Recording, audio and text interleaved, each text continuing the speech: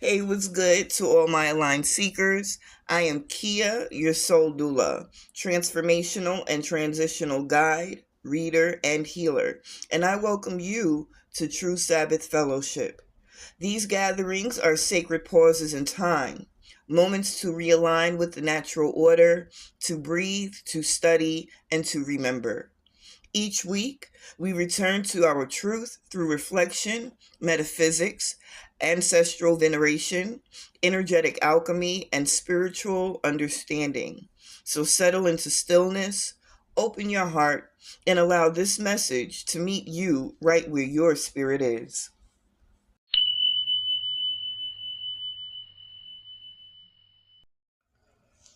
Do what thou wilt shall be the whole of the law. Aleister Crowley, The Book of the Law. When most people hear those words, they immediately recoil. Their conditioning kicks in, and they've been taught that anything associated with Crowley, with magic, with will, is evil.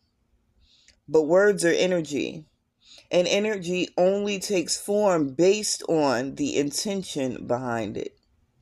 So before we cast judgment, we got to first seek understanding. Crowley wasn't inviting chaos. He was revealing a truth that most religious systems have hidden or distorted. The truth that every being is a creator. Do what thou wilt is not a call to rebellion. It's a call to remembrance.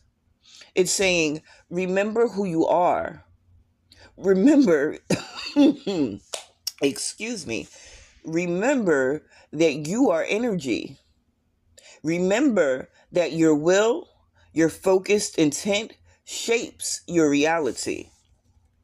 When you hear the word will, think not of reckless desire, but of divine direction. Think of alignment between thought, emotion, and spirit. The same way scriptures tell you, as a man thinketh in his heart, so is he. The same way the Christ said, thy will be done on earth as it is in heaven. The will is not ego. It's a bridge between heaven and earth, between spirit and matter, between the unseen and the seen. So when you hear, do what thou wilt, understand it means act in alignment with your true purpose, with a divine intention that flows through you. It's not a license to harm or manipulate, but it is permission to create consciously, to bring heaven into form through awareness. You see, energy doesn't recognize morality in the way humans define it. The universe doesn't operate on our man-made concepts of good and evil. It operates through law, vibration, correspondence, cause and effect, polarity, rhythm, gender, and mentalism. These are the 7 Hermetic principles. And once you grasp them, you start to understand every act, every thought, every emotion sets energy in motion. That energy must return. And that it's not about punishment, but it's about resonance. So, do what thou wilt isn't dangerous when the one doing the willing is conscious. It becomes dangerous when it's done unconsciously, through ego, through greed, through the illusion of separation. Because if you act out of alignment, the energy you send out will return, but it may return as chaos.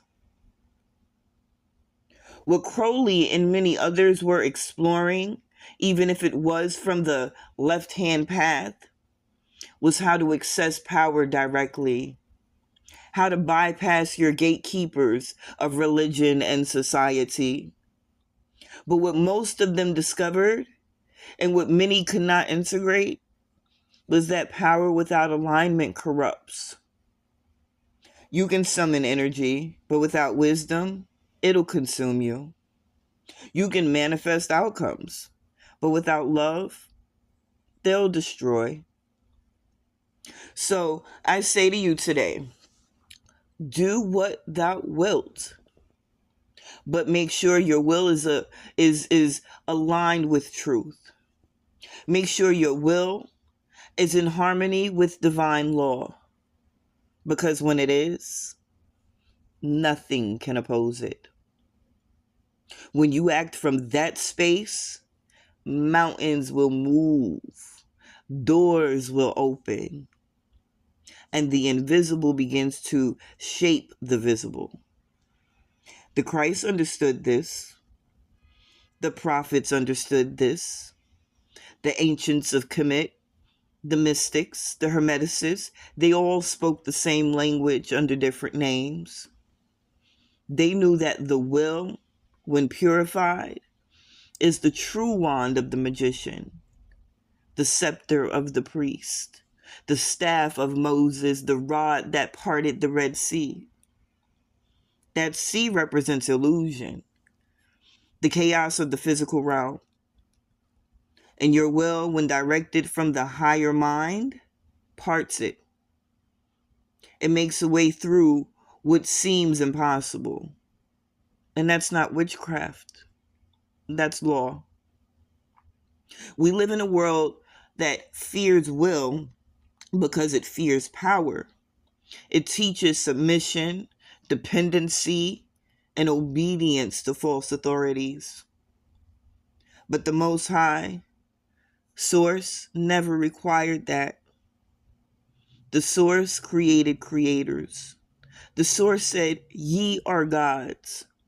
The Source breathed life into you and gave you dominion, not to dominate others, but to shape your reality from truth, from love, and from alignment.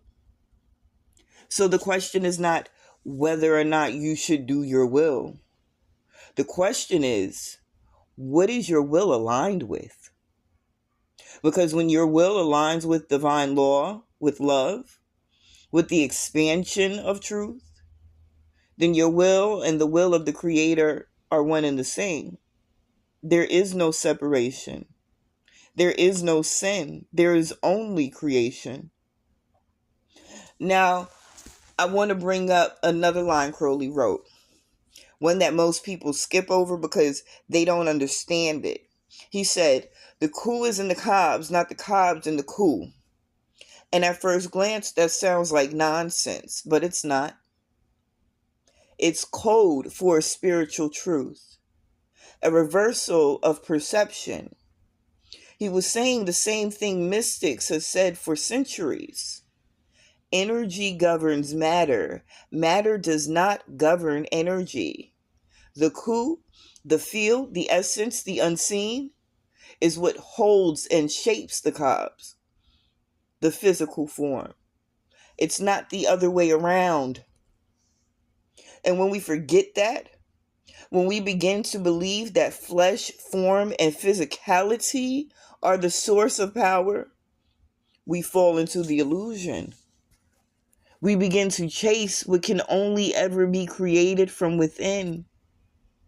The world teaches us that everything begins in the material, that money, fame, physical success define your reality.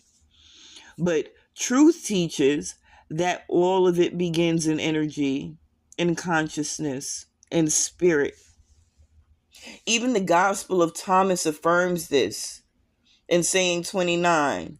Yahuwah said, "If the flesh came into being because of spirit, it is a wonder. But if spirit came into being because of the body, it is a wonder of wonders. Indeed, I am amazed at how this great wealth has made its home in this poverty." He was saying exactly what Crowley meant. That it is natural. It's wondrous even. that the physical arrives from spirit. But if you invert that truth, if you believe that spirit arises from flesh, then you have reversed creation itself.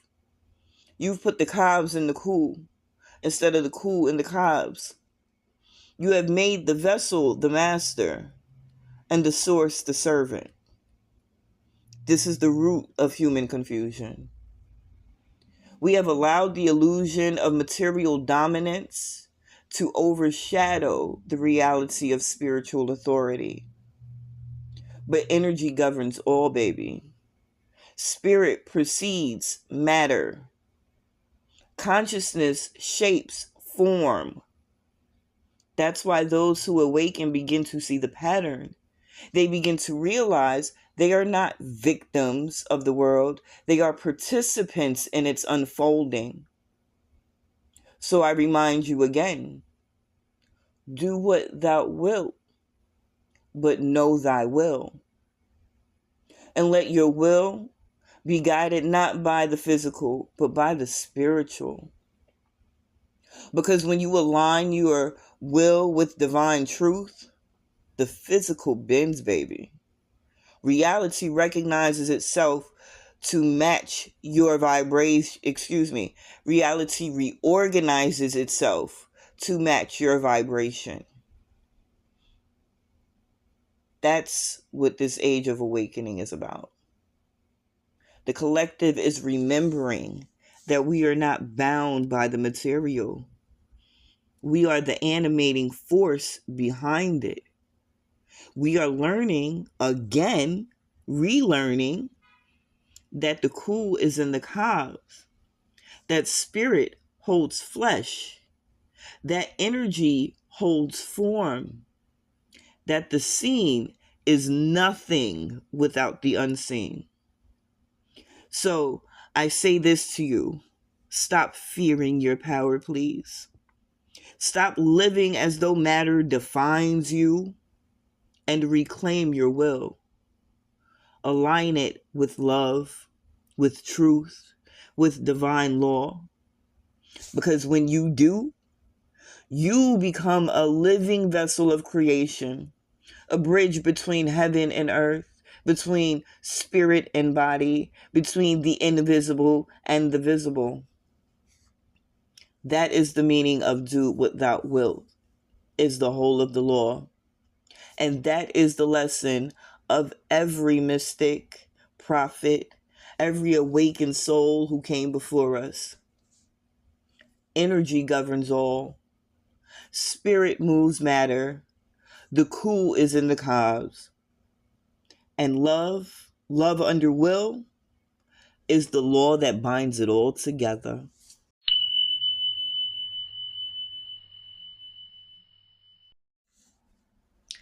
If this message resonated with your spirit in any way, I invite you to stay connected. You can visit my link tree listed in all of my bios to download your list of the remaining True Sabbath days for the rest of 2025 and to explore more of my offerings. Leave your reflections and insight in the comments. I'd love to know what spoke to you the most deeply. And be sure to join me next week as we continue walking this path of remembrance together, right here at True Sabbath Fellowship. Until then, keep resting in truth, keep listening to your spirit, and keep aligning with divine order. Ashe.